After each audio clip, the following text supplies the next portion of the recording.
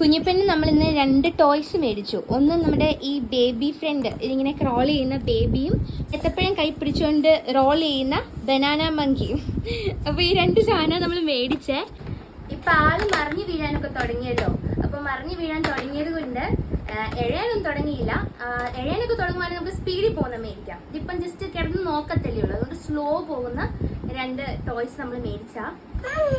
Reaction നോക്കാവേ.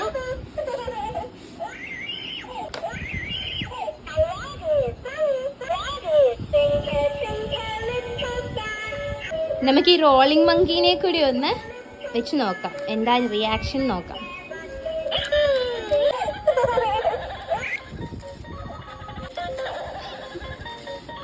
മങ്കിയെ പിടിച്ച് മങ്കിക്ക് ഉരുളാൻ പറ്റുന്നില്ല.